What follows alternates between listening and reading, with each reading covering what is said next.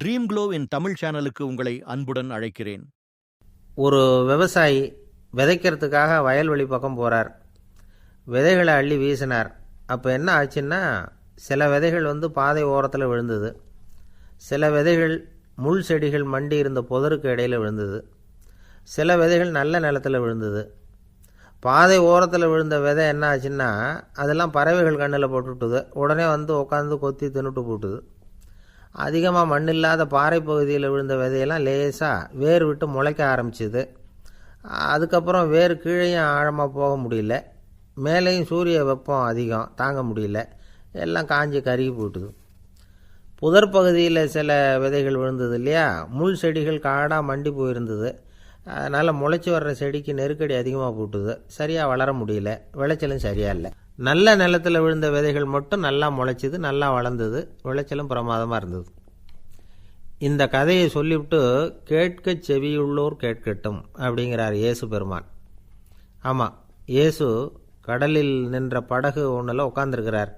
கடற்கரையில் ஏராளமான மக்கள் உட்காந்துருக்கிறாங்க.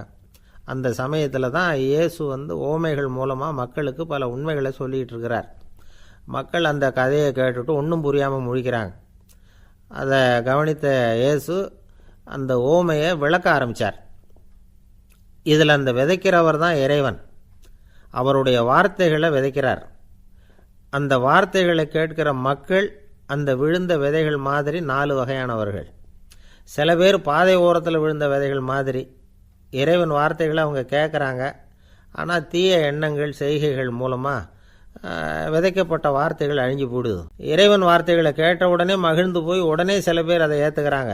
இவங்கெல்லாம் அந்த பாறை பகுதியில் விழுந்த விதைகள் மாதிரி. அதனால் இவங்கெல்லாம் வேறு இல்லாதவங்க. கொஞ்ச காலத்துக்கு இறை வார்த்தைகளுக்கு கீழ்ப்படிந்து நடப்பாங்க. அதனால் ஏதாவது இடைஞ்சல் ஏற்பட்டால் உடனே தடுமாறுவாங்க. தங்கள்கிட்ட இருக்கிற நல்ல பண்புகளை விட்டுட்டு பாவ வழிகளுக்கு போயிடுவாங்க. முள் செடிகளுக்கு இடையில் விழுந்த விதைகள் மாதிரி உள்ளவங்க யாருன்னா, இவங்களுக்கு உலக கவலை உண்டு, செல்வத்தின் மீது மயக்கம் உடையவர்கள்.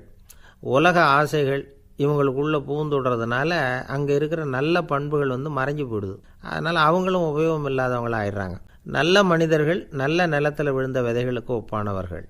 இவங்க இறை வார்த்தையை கேட்குறாங்க, அதை ஏற்றுக்கிறாங்க, அவங்களும் நல்லபடியாக வாழுறாங்க, அடுத்தவங்களுக்கும் உபயோகமாக இருப்பாங்க. இதுதான் இயேசு சொன்ன விளக்கம். ஒரு அப்பா தன்னுடைய மகனுக்கு உபதேசம் பண்ணார். இதை பாருப்பா, நல்ல வார்த்தைகளை கேட்கணும், எப்போதுமே மகன் அப்பா பேச்சை கேட்குறது நல்லது அப்படின்னாராம். நீ ஏதாவது ஒரு தப்பு பண்ணால் என் தலையில் ஒரு முடி நரைச்சி வெள்ளையாக போடும்பா, நீ செய்கிற ஒவ்வொரு தப்புக்கும் என் தலையில் ஒவ்வொரு முடி வெள்ளையாயிடும் அப்படின்னாராம். பையன் யோசித்தான், அப்பா இப்போ தான் எனக்கு புரியுது, தாத்தாவோட தலைமுடி பூராவும் வெள்ளையாக இருக்கிறதுக்கு என்ன காரணம்ங்கிறது எனக்கு இப்போ தான் புரியுது அப்படின்னானா. இந்த கதை பிடிச்சிருந்தா லைக் அண்ட் சப்ஸ்கிரைப் பண்ணுங்க. இன்னும் நிறைய கதைகள் வருது, மிஸ் பண்ணாதீங்க.